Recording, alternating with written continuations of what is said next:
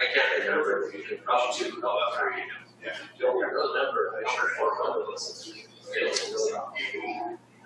So it's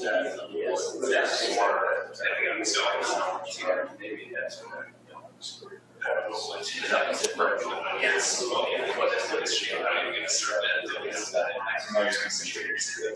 Good morning. There's coffee or one, really is. Preference after last night's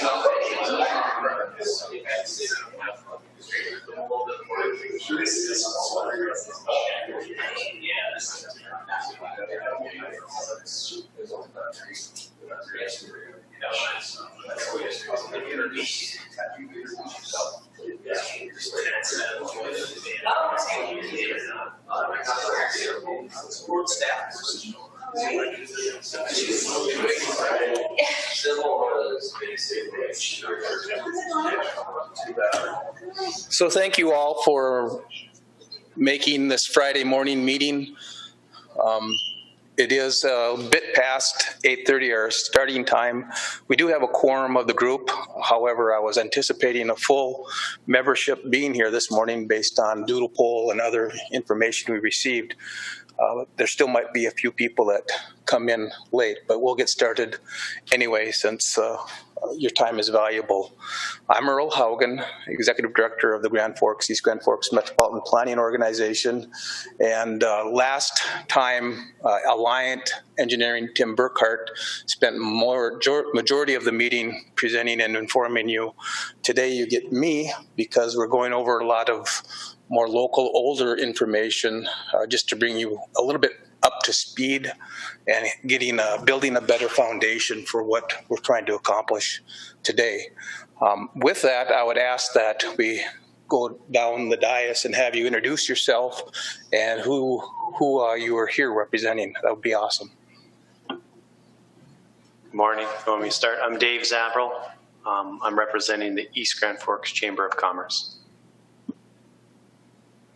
Good morning, Brian Larson, representing the East Grand Forks City Council. Eric Hansen, I'm representing the 32nd Avenue neighborhood. Craig Wald, representing the East Grand Forks Bigland neighborhood. Zach Bolt, representing the Reinhardt neighborhood in East Grand Forks.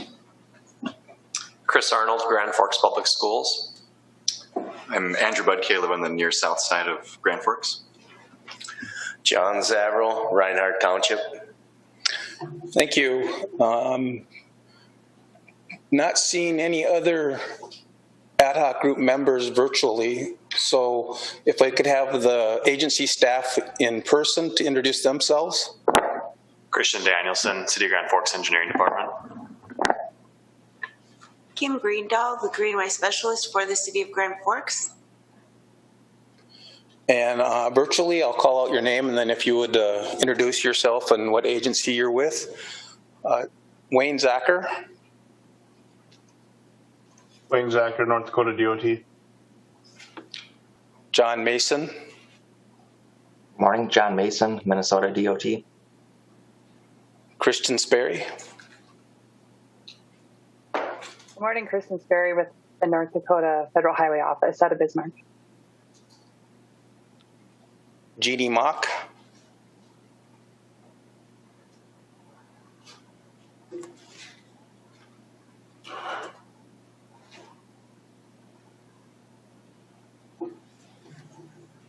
And Tim Burkhart. Yeah, good morning, everyone. Tim Burkhart with Alliant Engineering. Appreciate that. We'll jump into the presentation. This was provided to you before the meeting. There have been some changes that have occurred since it's happened. So what's going to be presented to you is slightly different, but not significantly. So hopefully you don't get too lost in it. And if you do, just raise your hand and ask questions as we go along. The first couple of slides are just reiteration of last meeting that we had and just trying to keep sort of the main things that we're trying to do in mind. The quick agenda is a recap. There's been some activity regarding trying to find funding. We'll touch on that. There's a lot of talk about transportation facilities, how we do travel demand forecasting, so we'll touch on that. Then we'll conclude and let us get on with our rest of Friday and the weekend. Again, the ad hoc group membership, we identified seats, and then we allowed those areas to try to identify the people who would represent those seats, and that's how you were chosen, and this is the list of people. This is a study overview, again, why we're doing it, our study area, what 2 locations we are generally looking at. Again, the lines that are showing on this map are not precise by any means. They're subject to move, but the general area is the area that they show. And the study process, we're still in the discovery stage of this study. We are going to try to conclude this at the end of the year. And so starting early fall, we'll get into the next stage, and that's development. And then finally, towards the end of the year, documentation and of the study results. The structure, again, you are an ad hoc group specifically for this study. You are providing your input recommendations to the MPO structure that we have. That we'll go through a technical advisory committee that the MPO has. So prior to you seeing a lot of this information, we're also giving our technical advisory committee the chance to give us their technical input back on what we're presenting to you. So hopefully that gives us some sense that what we're providing to you to digest and consider, and the public has some technical background to it. To support what's being informed. I guess for the order of the meeting, if we could have our 2 arrivals to the meeting introduce themselves and who they're representing. Josh Brown, representing the chamber on the Grand Forks side of the river. Thank you. Tanya Kuntz, mom, Elks Drive. Thank you.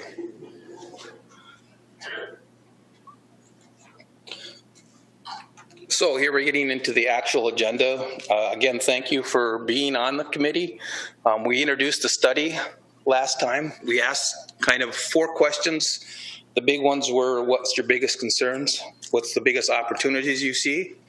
What would success look like? And then the last bullet is just giving you a sense of how many people viewed that video that we took, and it's been over 1,000. For a government meeting, local one, that's one of the top viewpoints that's been generated.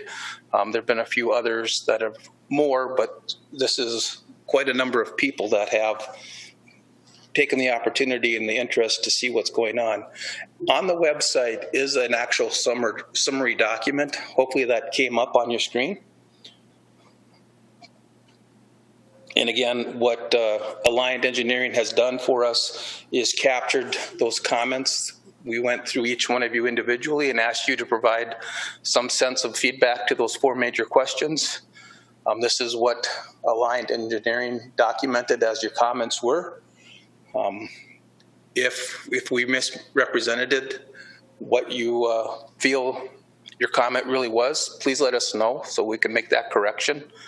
I guess at this time, I would invite anyone on the ad hoc group to provide any further feedback of their impression of that first meeting if they wish, or if they've heard any feedback since that first meeting of how the study is progressing.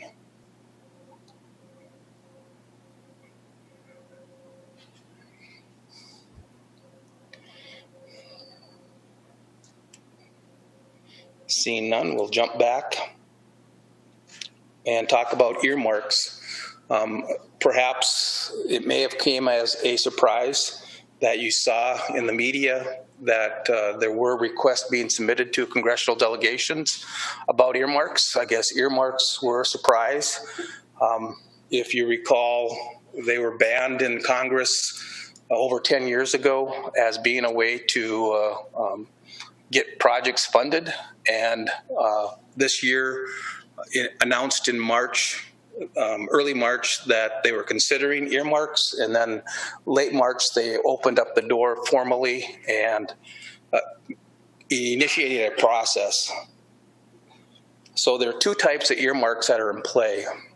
One is known as an appropriations earmark. Every year, Congress has to adopt an appropriations that basically sets the budget for the federal agencies. And so at least what we know today, from this point forward, each year, earmarks will be an opportunity for any federal agency to have their congressional representative put in place in law a project specific to get X amount of dollars. And so that's what first opened up and will happen on an annual basis. Surface transportation needs to have authorization legislation. Typically it's every 5 years or so. Right now we're happening to be at the same point in time where surface transportation needs to be reauthorized. So there is a unique opportunity just for surface transportation projects to have a second vehicle to get earmarks. The major difference between appropriations and authorization earmarks are appropriations. You basically need to have a project shovel ready, use that annual money within a 12-month to 24-month period.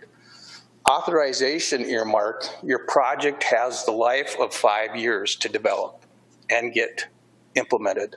So you have the opportunity to have projects that quite aren't true shovel ready, but you have the opportunity to have the funds set aside so that you can work towards getting them to having the funds obligated and the project built.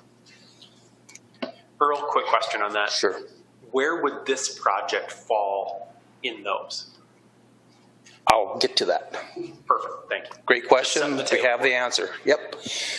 We also know that, if you read the news, that there is a difference between the political parties on the earmarks. Traditionally, or not traditionally, but this go around, the Democratic Party are more favorable towards actually earmarking projects. The Republican Party, less so. So each party caucus in each of the House and the Senate have their own rules or guidance to their membership. On the House side, both caucuses opened up and allowed their members to submit projects. So on the Democratic side of the House, virtually all of the Democratic representatives submitted projects by the deadline. On the House Republican side, even though it was open to all of them, about half of them did submit projects. The other half did not. In our area, our two House representatives chose not to identify project specific in their district. So that's where our current status is on the earmarks, either for appropriation or authorization on the House side, that neither of our representatives officially submitted projects into the book. What were the I've got another quick question, if I could go back to the previous slide. There was, you said our metro has received some in the past. Yes. Do you have any examples of what projects won some of those in the past? Sure. And again, it's been over a decade, so it's been quite a while.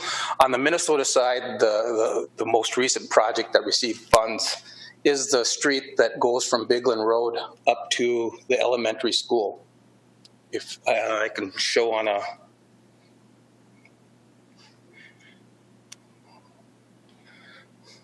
there's got to be a map here. Here is the South Point Elementary School.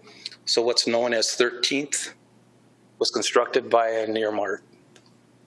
On the Grand Forks side, the most recent one was the construction of the multi-use trail on the South End Greenway, or South End drainage ditch.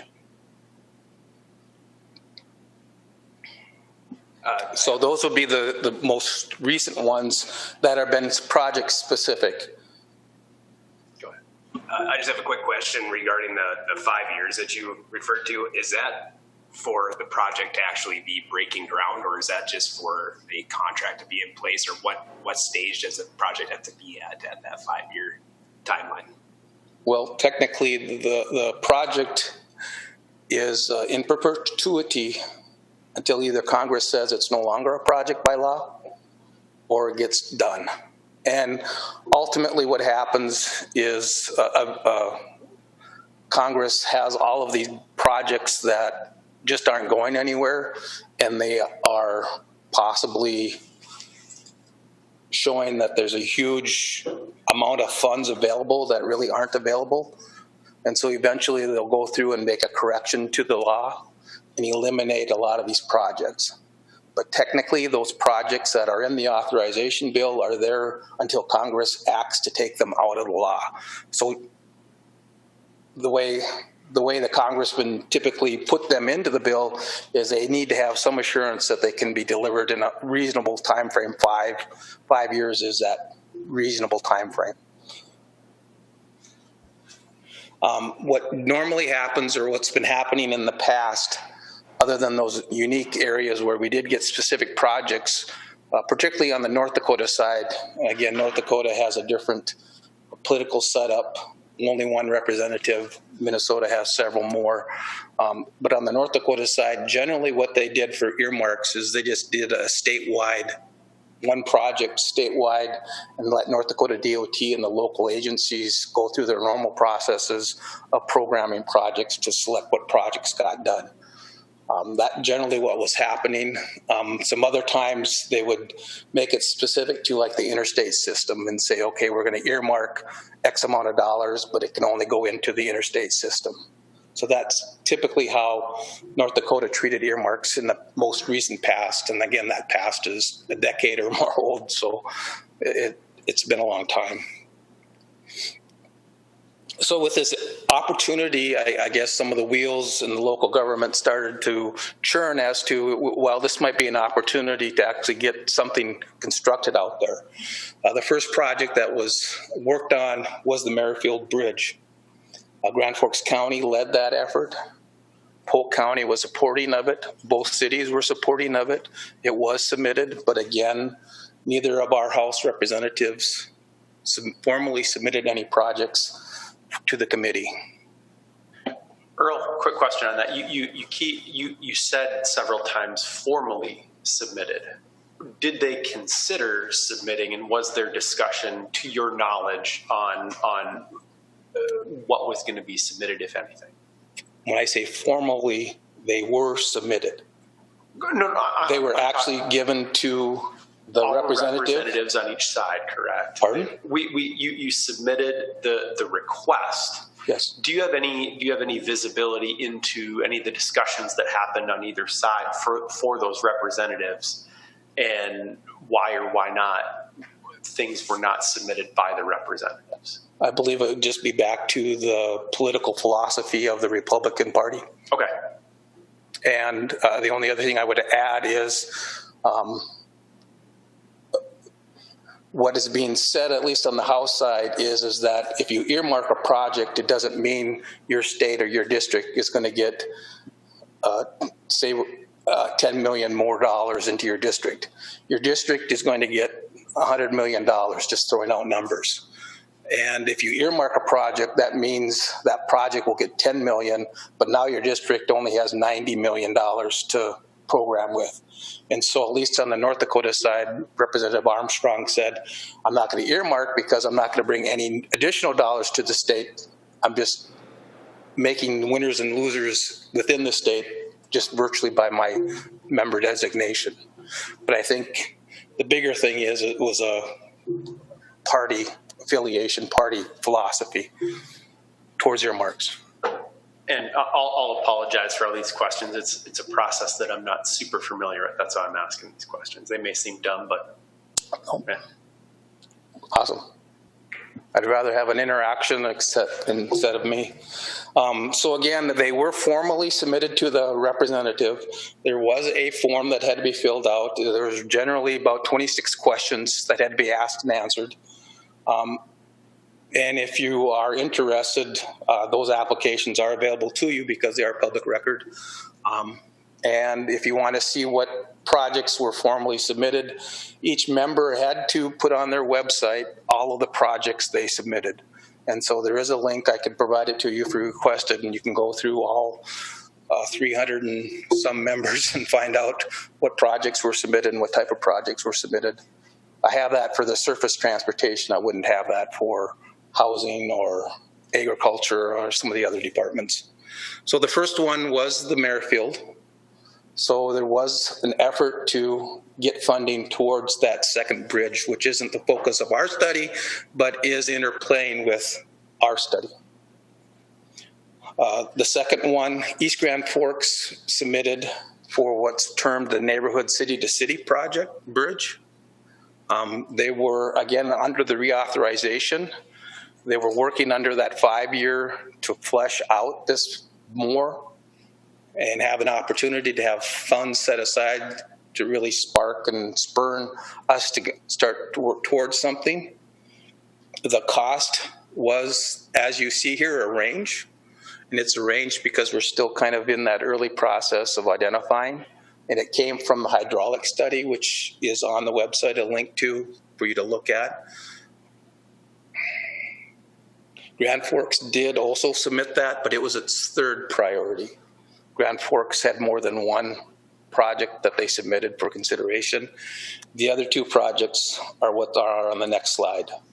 Their first priority was a grade separation on 42nd Street over by Ray Richards Golf Course, Demers. The second one was an interchange, likely at 47th Avenue.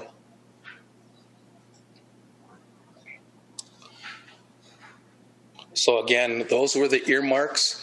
On the Senate side, they are now just opening up that chamber for their members to start identifying earmarks.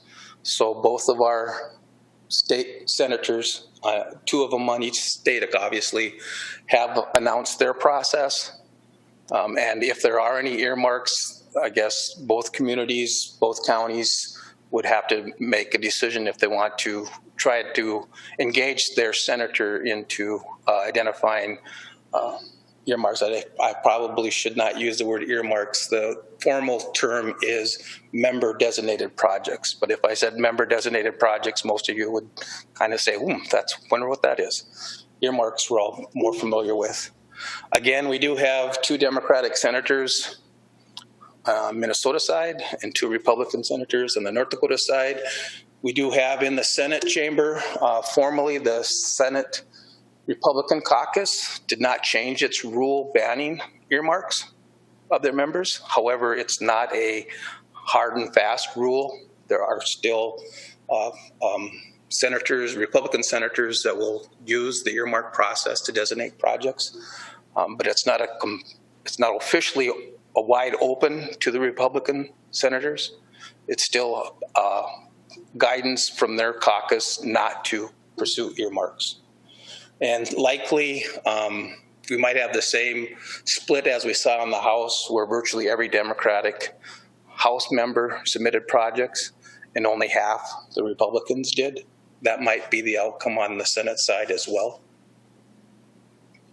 And if Representative Armstrong's belief that it doesn't bring any additional dollars to your state, it just earmarks dollars to a specific project, if that holds true, then if Minnesota has designated projects, that means there's less dollars available for projects such as this if they're not earmarked. And so that's sort of the give and pull that's happening right now. And there's still a lot of congressional legislation making that has to take place. And so what we think today is probably something we'll know is not true tomorrow. Just as we thought yesterday at this time, masks would be something that we would all be still having to worry and this morning, it's different. So the legislative sausage making, if you will, could change dramatically. We also know that Congress has not been meeting its deadlines on either appropriation bills.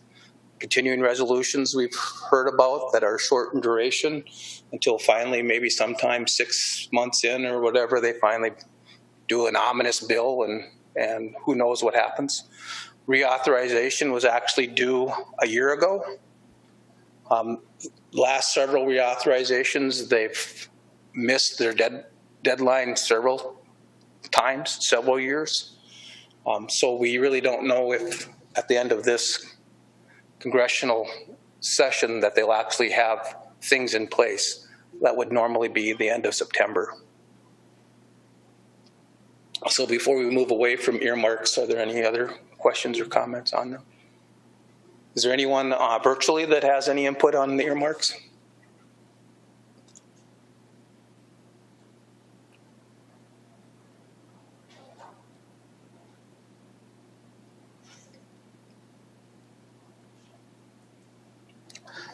Okay, great. The next piece is something that Alliant has been working on, and we are providing you the document. Our intent is really not to go over it in detail this morning, but say here is this document for you to look at and get familiar with our study area and all of the transportation facilities that are there. So again, on the website, we would direct you to this Tech Memo 2. The first 2 pages are here highlighted on the screen. It kind of identifies our study area in the map, the key intersections from a vehicular traffic point of view that we're looking at, the major roadways that we're looking at. Again, the actual memo itself is 28 pages long.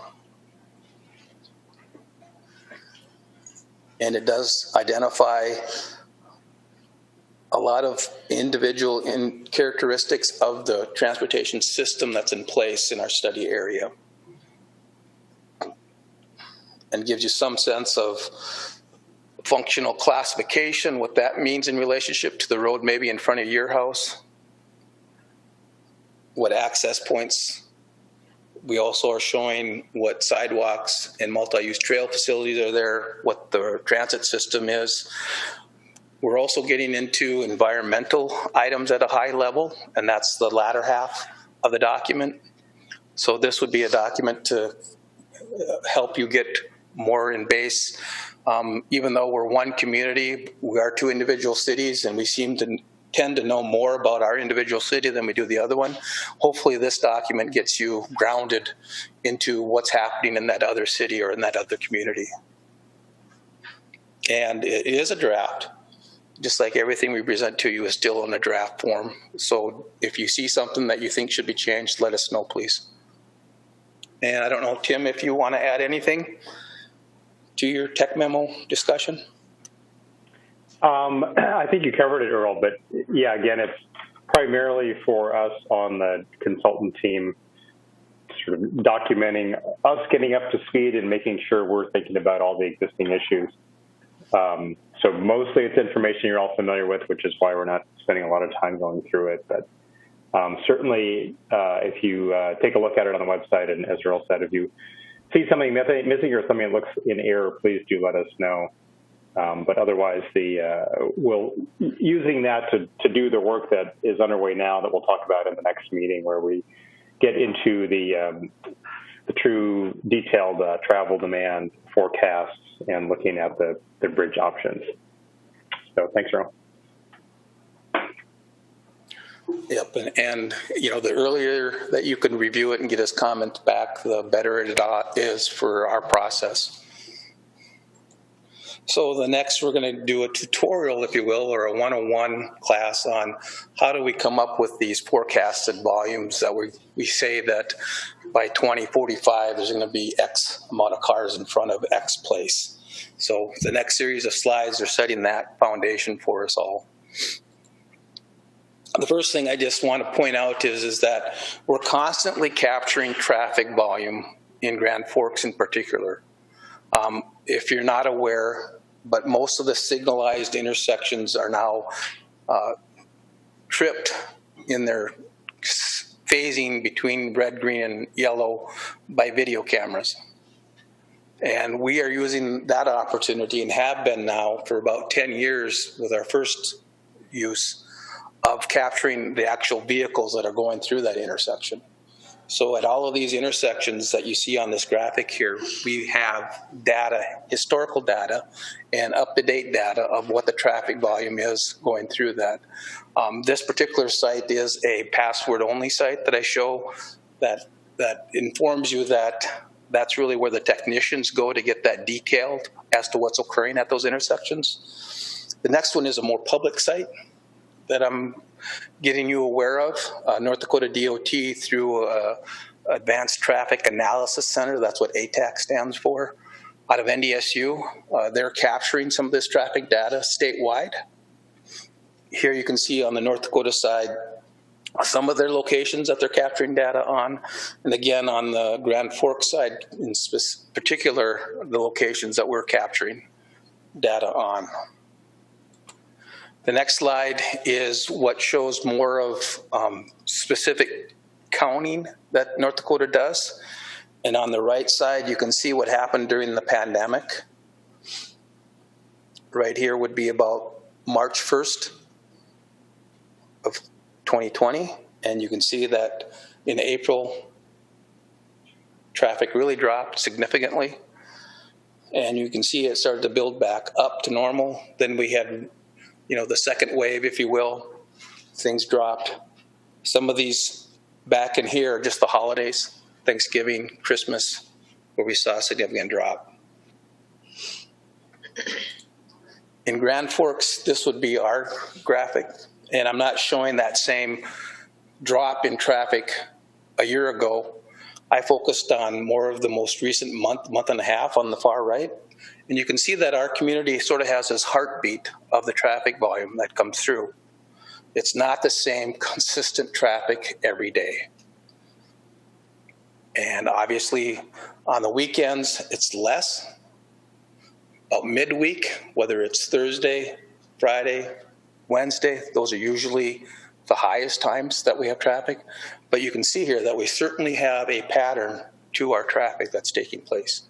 And this happens to show all of Grand Forks. We can zoom in this, you can zoom in this screen to just show the area right in front of your particular interest and these corridors that we are capturing data on. And so we have been doing this for a while. We have a good sense of the traffic pattern that's going on in our community. We were able to use this data when the pandemic was going to adjust the signal timing plans, coordination plans on the corridors in Grand Forks so that you weren't stuck at March 2020 regular traffic pattern light phasing. You were in April being adjusted to pandemic traffic patterns. And so that hopefully you experience less delay and we were trying to keep up with the actual traffic patterns that are out there. So I'm just trying to give you a sense that we are capturing a lot of data continuously. We're able to access not just today's traffic, but we have the historical data to compare it against for previous time. And so not only do we just go out to an intersection and count for a day or two and say that's fine, or as you saw just now, the tube counts, the tubes that have been spread around both communities counting traffic, those happen about every 3 years, and those are just at certain spots. At these locations, we're continuously monitoring traffic and adjusting our signal timing plans primarily, but when we do studies like this, we kind of have a sense of how traffic is going. So when we do the computer modeling, we can validate and calibrate our models based on the actual traffic that's been happening in our community, which is fairly rare across the nation, particularly for a community our size to have this type of availability of that data source. Very rare. So I'm going to transition to some other information. But first, before I do that, just any questions about that traffic counts and how we use them. Earl, Dave here. Are you going to be sending out those links for us to dive deeper into that information? Sure. Thank you.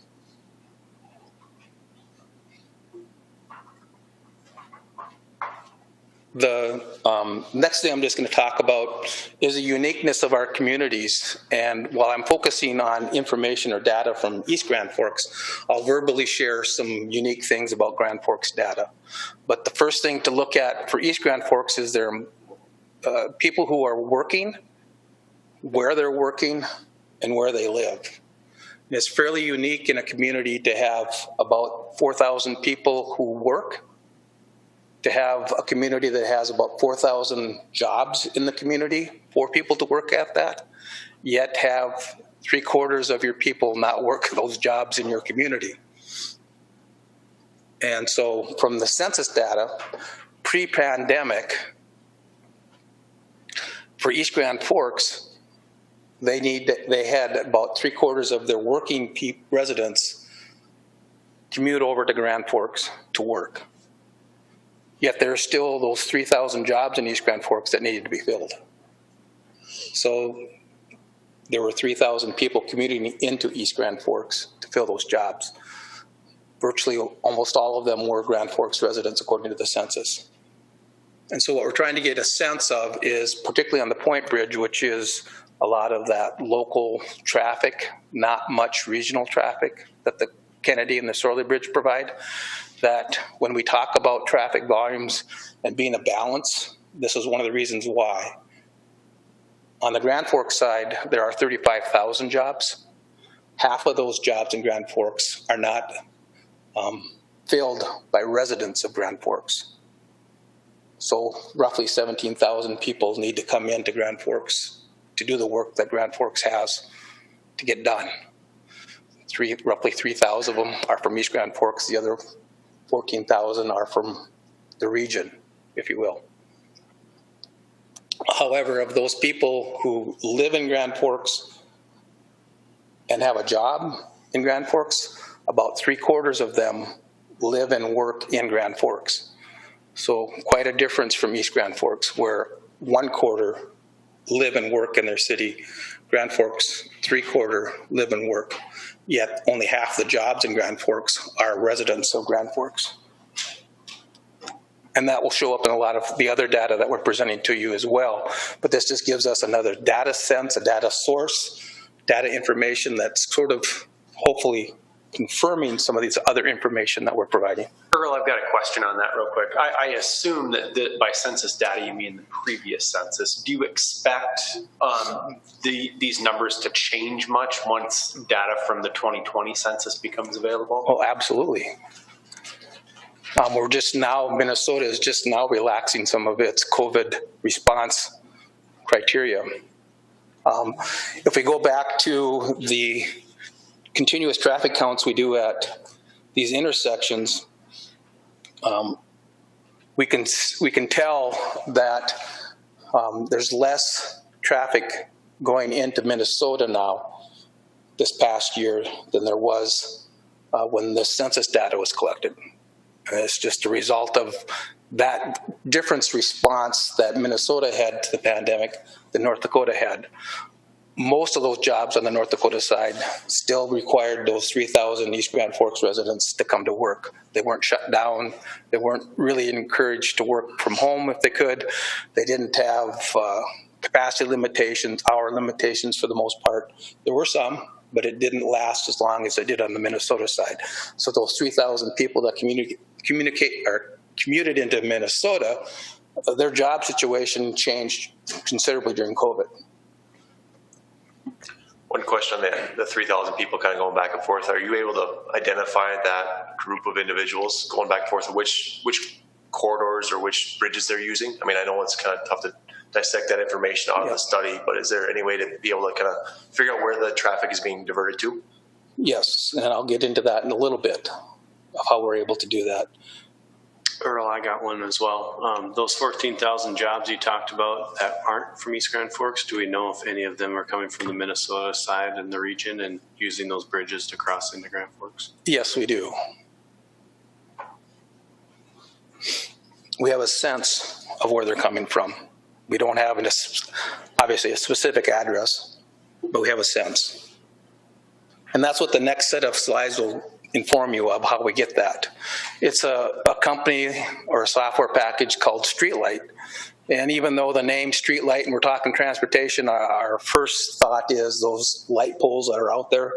Streetlight is not that. Streetlight is a data guru company that are collecting the data that's coming from your cell phones, from your vehicle GPS, etc. Huge data.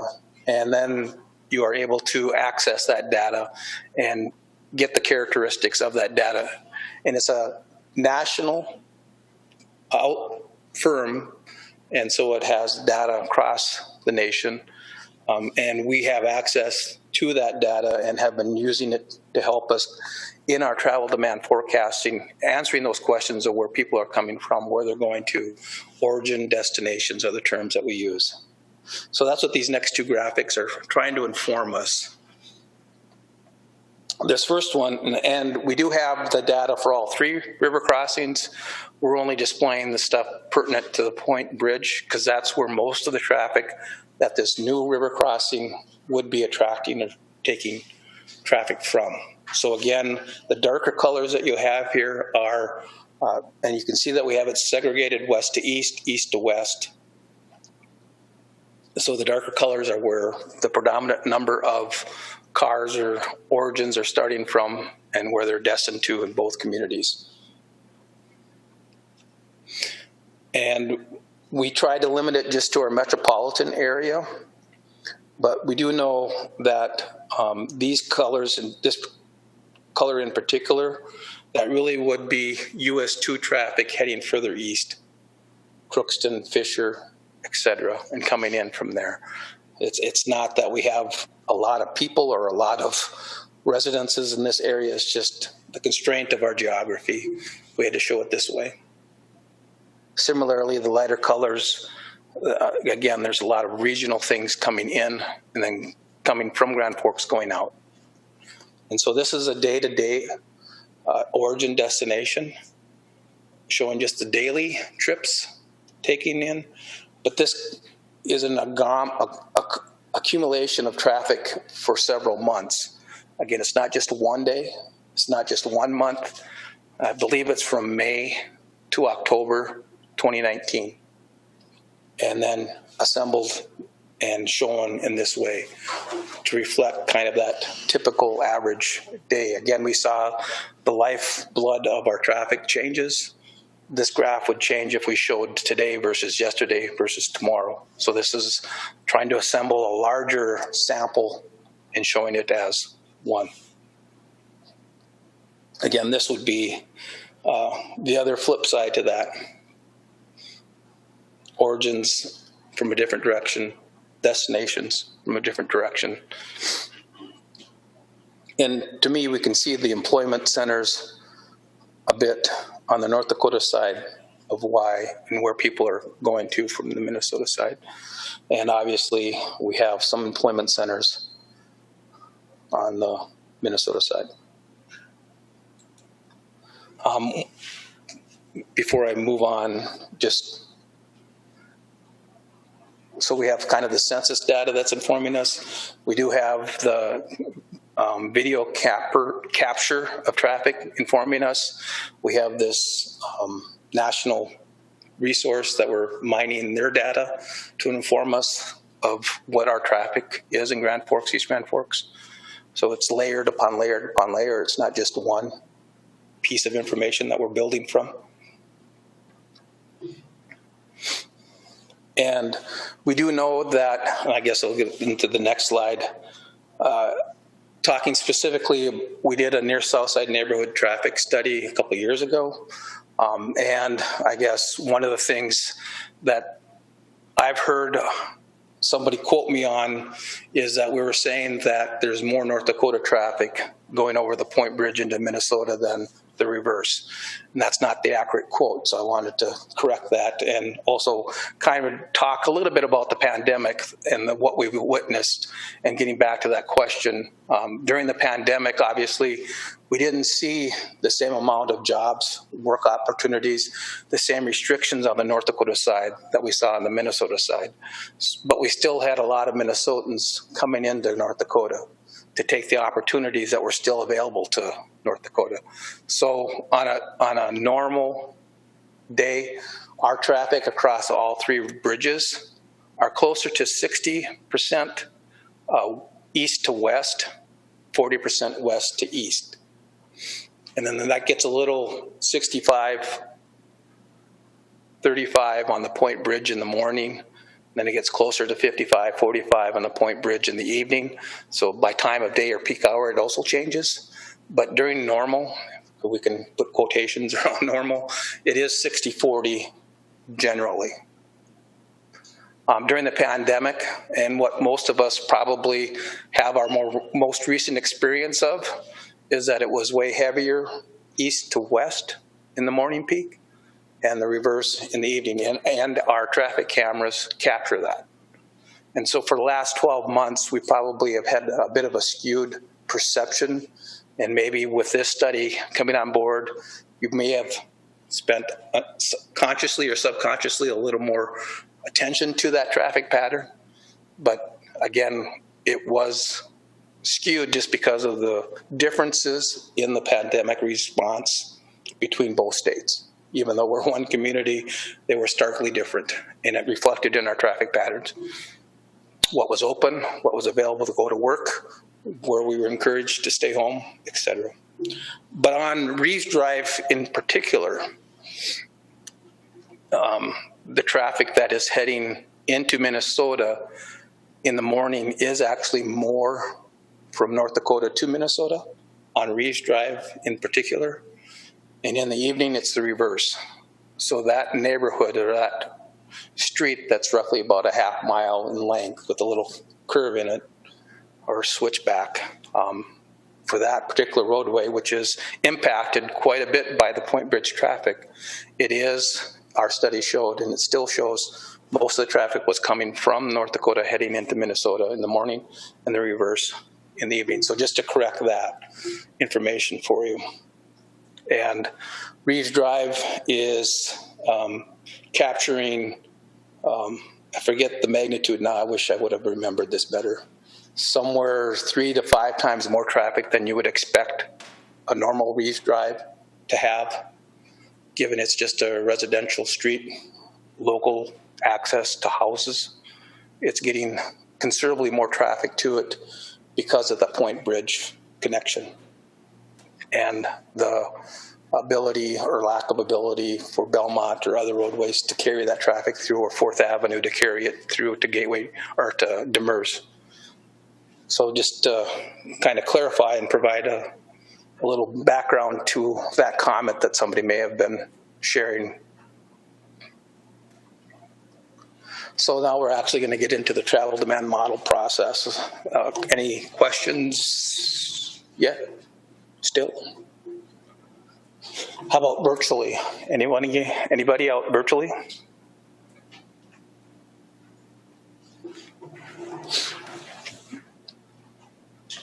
Earl, I got a question. Sure. So does this show where like those end destinations are, so that in the event of a new bridge being built, will that actually change the traffic pattern? Does that make sense what I'm saying? Yes. So we are using this information to help us understand when we put in an Elks Drive, we will have some sense of where the origins are coming from and where the destinations are coming from. To see if that ultimately would change someone's driving habits, right? Yes. Okay. Hey, Earl and group, this is Tim. Yeah, that's one thing we should have some nice clear maps and tables on, which is showing in terms of the major roads what happens with traffic with no bridge in the future, with 32nd Bridge and with Elks Drive. Will there be more traffic, same traffic, or less traffic? So that's coming up, and that'll be really helpful to understand these patterns. Thanks, Tim. So travel demand modeling, it's a process and method that's been used in transportation half a century or more. And this is the basic process. We look at the land uses, we look at the social economic data, which is the people, the household type, the number of vehicles, the employment type, et cetera, in the land uses. We develop a network. We have the computer sort of assign trips around that network. And we ultimately have trip assignment that takes place. And we say that in 2045, there'll be 10,000 cars on this roadway at this. That's how the basic formula is. You'll notice here that in our model, we don't do mode split. And that's generally true. However, we do mode split in and around the university area. For the most part, Grand Forks, East Grand Forks doesn't have a great split of mode. There's not a lot of walkers, there's not a lot of bicyclists, not a lot of transit users. However, when we get in around university, there is a lot of those other users. And so around the university area, I forget if it's a mile or what the exact dimension is, and it's not true because of the railroad and Demers Avenue sort of cut off parts of it.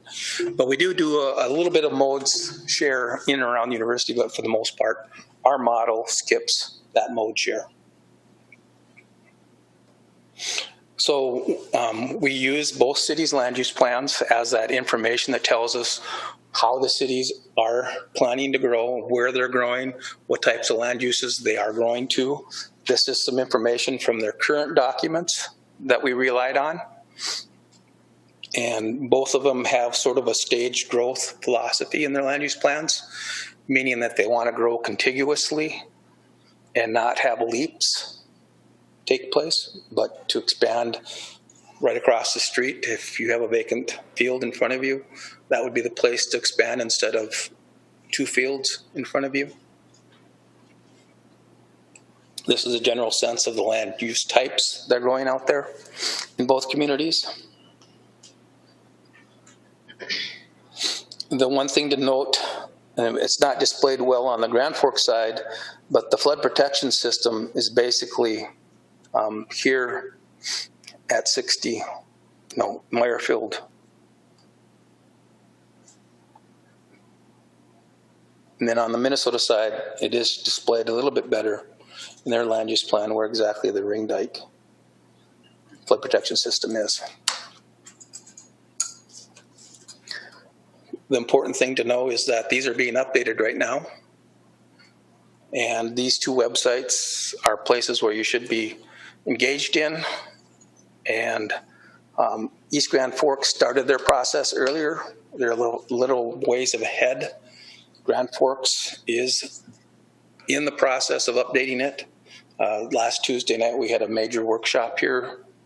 And hopefully you will visit these sites, share these sites, because again, a lot of what we're talking about is being generated by what these land use plans inform us. And so these are important documents to our transportation system. So become engaged in them. So when we talk about the model and we say forecast years out, our federal requirement is to maintain at least a 20-year horizon to our plan and forecast. And in reality, what that means is we go out 25 years. We have to update our plan every 5 years. So that means that by the time we get to that 5th year, we're still 20 years out. So that when we update it, we're still complying with the 20-year requirement. And we do sort of an interim check in that process. Right now we're out to 2045, but we sort of say, okay, at 2030, what is our real issues that we're seeing generated by what we think will be growing to in 2030? So it kind of lets us know where those hot spots are that might crop up in the near term so that we can maybe address those and program those and not just have one long range forecast, but give us some sense of what might be happening closer to our current time. And this map just shows where both communities have informed us where they expect housing to be added and the density or the number of housing to be added to that area. So there's 2030, 2040, and you can see that a lot of it is that contiguous or that growth managed growth of Grand Forks, East Grand Forks. Employment are these two. So if you're wondering where Grand Forks, East Grand Forks expects to grow and what type of land uses, these maps give you that sense of information. And of course, as we add housing and as we add employment, we add people taking trips. So the next series of maps just sort of gives you that sense, just a sense of volume, how traffic is changing from reds to more reds to even more reds, meaning more volume on the roadways in the future. Hey, Errol, you're looking at those forecasting for housing. Are those numbers of houses or number of occupants? So we can assume there's probably more people than just what the houses are? Is that right? Okay. These are houses. And then we have more refined difference between single family versus multiple family versus twin homes. So we do segregate them more refined, but we're just displaying the general housing. And the same with employment. We do have employment separated by type of employment. Thanks for that clarification.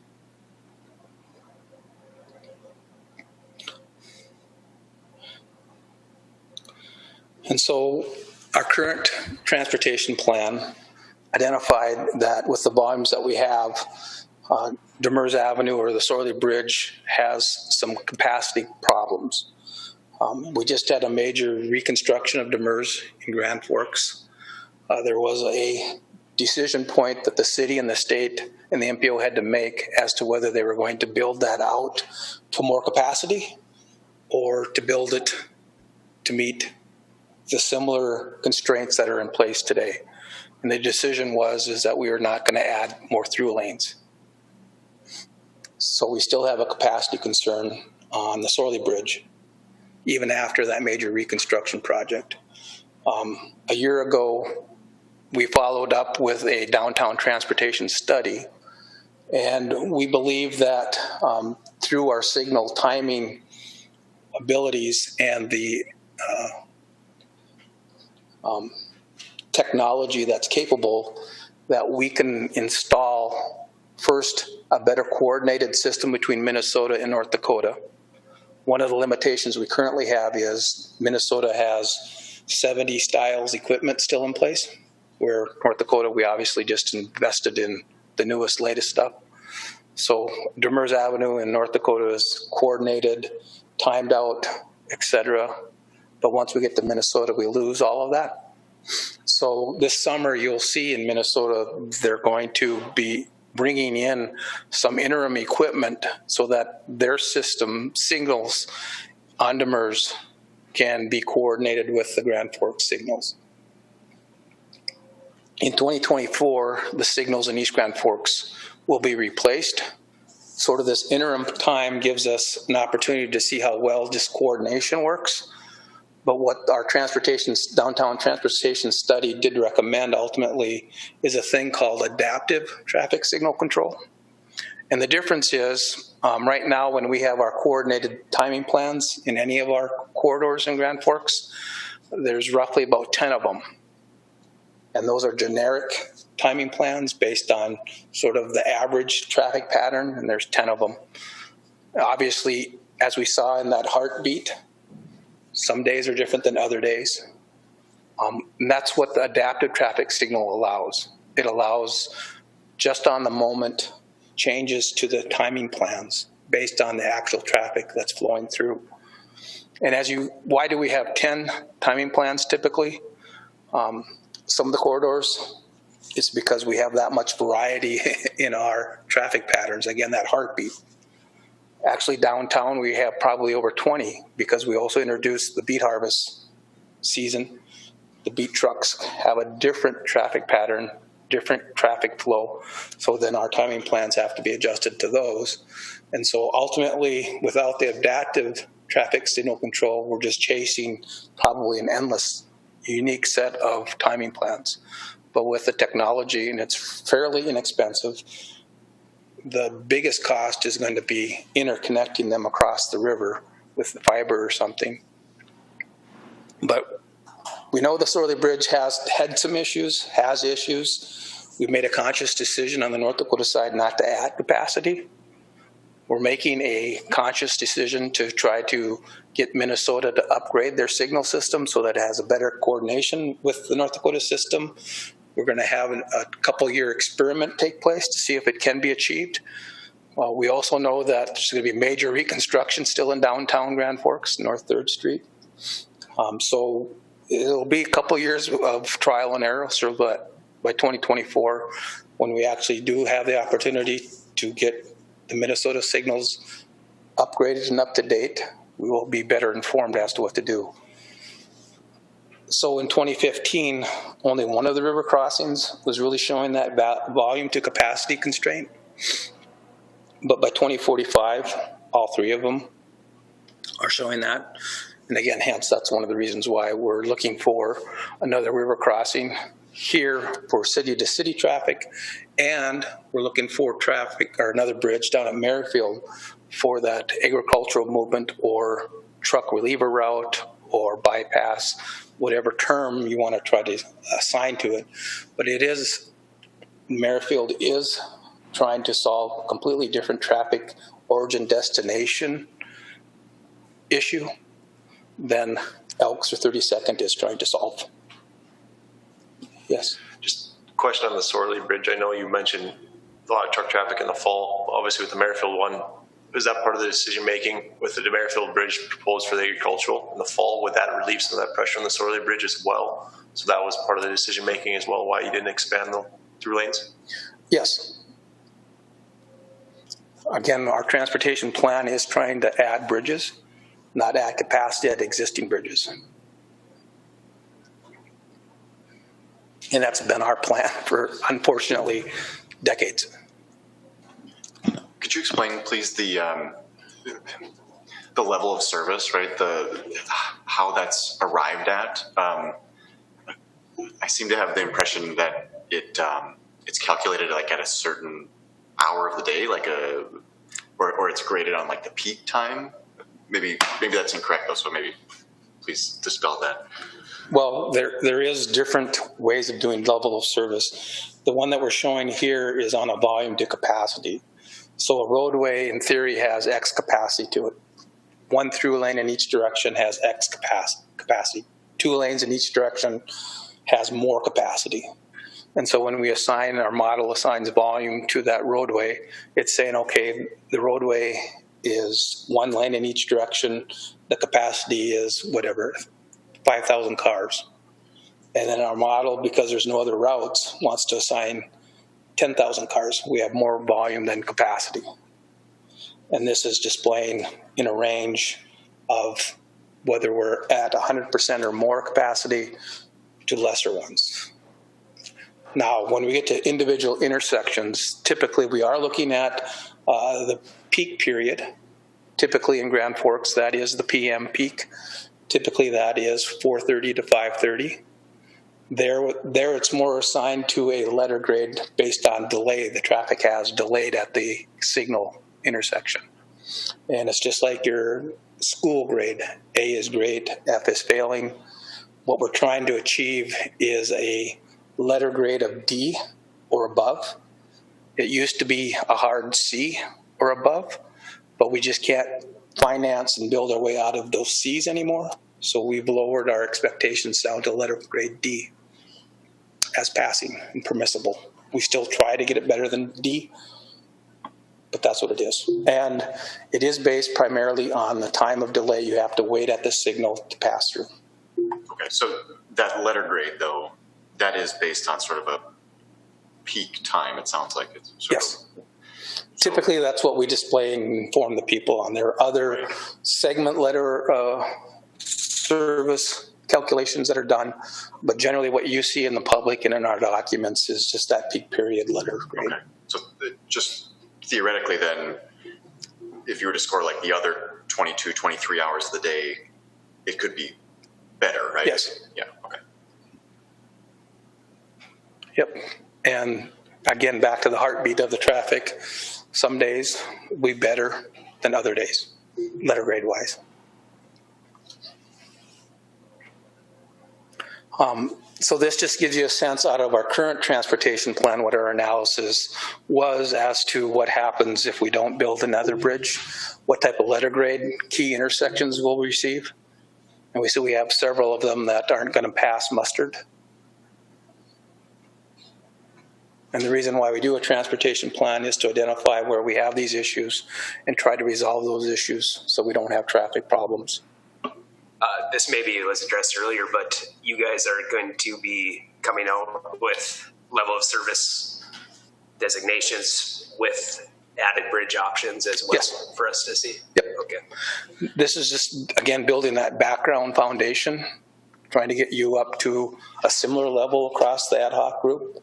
And then hopefully the audience and the rest of the community up to a level of more information. These volumes that you see and these letter grades are going to be based on current traffic counts. These were based on previous traffic counts. So these might change from what you see the next time we meet. And if you want, on the website for this study, you can access the information where this is pulled from, and you can see on there those with this bridge option or with this bridge option what that result was. But we didn't want to confuse you as to saying those are the results. We're going to do updated information analysis for this study to be more current. So I understand that's available to us then, so I can look into that. But with the bridge options, these proposed controls, I'd assume most of those change. Yes. Okay. Yep. One comment here on this, the 4th Avenue and Belmont Road is currently an all-way stop, and it says the proposed control to improve, to mitigate the level of service could be a traffic signal, but I believe that there was a traffic signal there until about 5 years ago, roughly speaking. And when, at least when I've asked, this by no means the survey, but people like that change. I'm sure it does impact the level of service, but it also is slowed traffic, right? Which at a school intersection is a good thing, yes. Even if there is a trade-off. So just wanted to point that out. Yep. There was a traffic signal there. It got damaged. Replacement parts weren't available. Decision was to remove it. Ultimately, four-way stop does not operate when you get the volumes that we're forecasting. And maybe 20 years ago, automatically traffic signal was the thing that would be put in place. Nowadays, we do a more review of all the options for traffic control. You'll see mini roundabout is listed here. Roundabout are another frequent thing. There are other alternative traffic controls that you can put in place. But yeah, 20 years ago, rule of thumb, four-way stop, traffic signal. Now it's four-way stop and then do a more evaluation and look at different methods to come up with different results. It may end up with a traffic signal. It may show a roundabout as a better option. It's more reviewed now, I guess, is the answer at the individual site.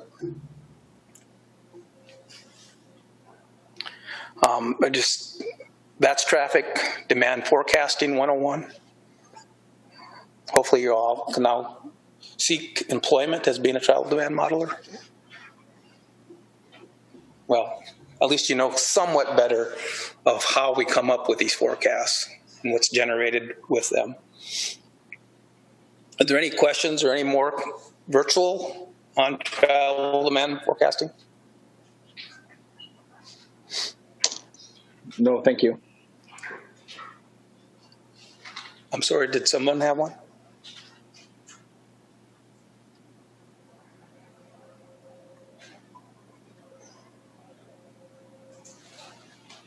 None, okay. The last final piece is one of the things that we're spending a lot of time on and trying to emphasize the importance of is if we don't do a river crossing, or if we do an additional river crossing, there'll be impact to schools. So we're trying to gather information on what's currently happening at our schools, and then also what might happen if we put more traffic in front of them. So this is one of the places where the information changed from what was in your packet.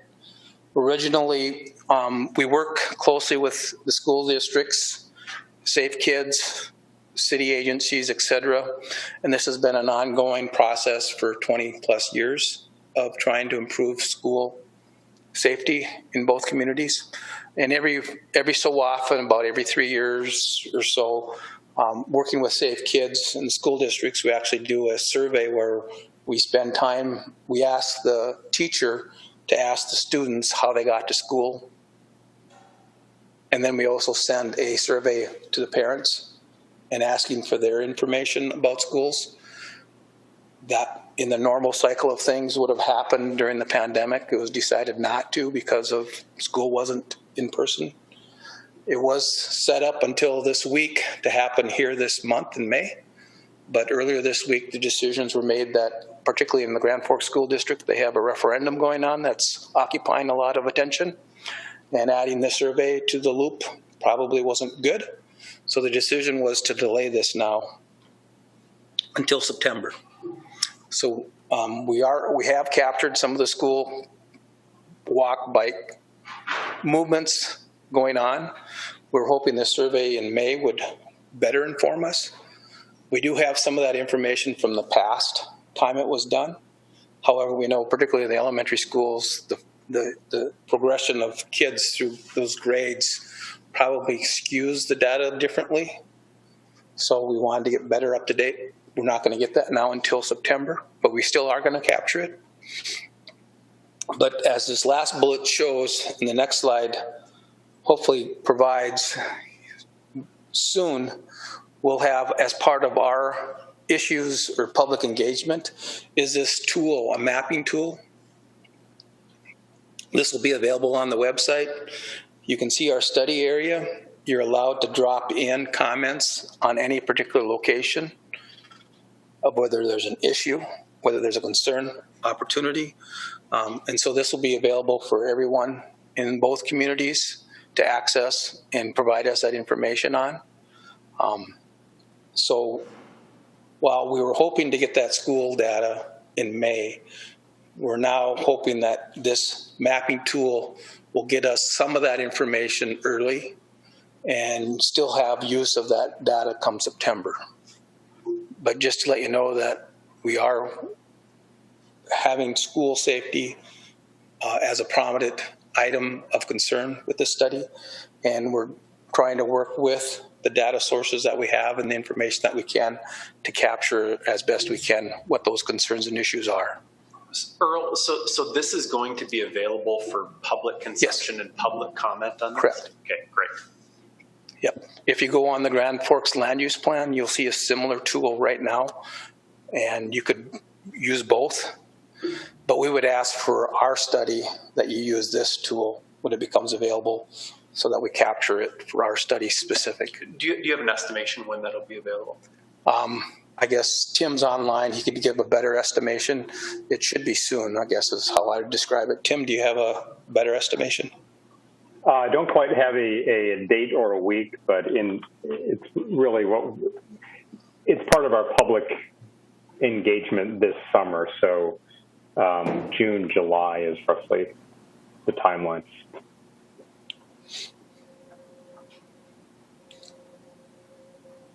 And that leads to really what the schedule is from here. And as Tim just mentioned, June, July, we're looking for one of our open houses. I guess in May we're prepping for it. It'll actually happen in June, July. We'll have that invite to the whole community. Just as I mentioned, Tuesday night we had an invite for the whole community to talk about Grand Forks land use plan. That was a hybrid where we had some people in person, some people virtual. With the announcement yesterday by the CDC and the reactions, particularly on the Minnesota side with the governor, we will likely still have a hybrid option, but hopefully we'll be able to have more comfort coming in person to meet. There's still some resistance to having people meet in person. We're experiencing with our meetings. I guess I went over this. Are there any questions remaining, comments? Is there a way that we can help you?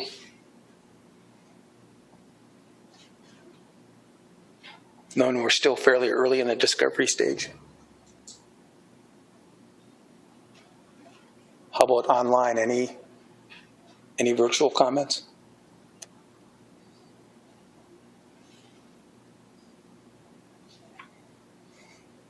Earl and everyone, this is Tim Burkhardt again, just to say thanks for the comments. I appreciate Earl doing today's presentation, but I've been paying attention, and I think appreciate the questions, and a lot of them will have good information on at the next meeting. So I think a lot of your curiosity will be satisfied, and I think we're headed in the direction that'll be helpful in terms of understanding the options and moving forward. So look forward to the next meeting. Thanks, Tim.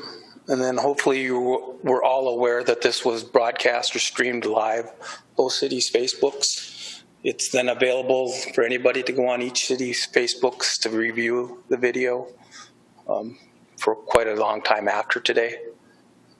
And also it's put on the Grand Forks TV station, Channel 2. It'll ultimately be put on the East Grand Forks TV station and also YouTube channels. So there's a lot of, that's where we got that more than 1,000 views, if you recall the earlier slide. So help us spread the word by informing the areas that you're representing. This is where they can come and watch and get more information. We appreciate it. Any closing remarks? Anything?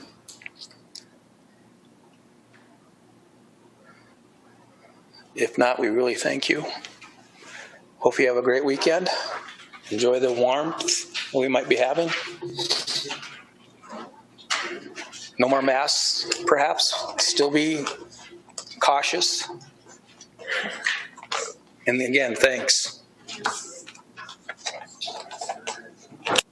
Thanks, everybody online.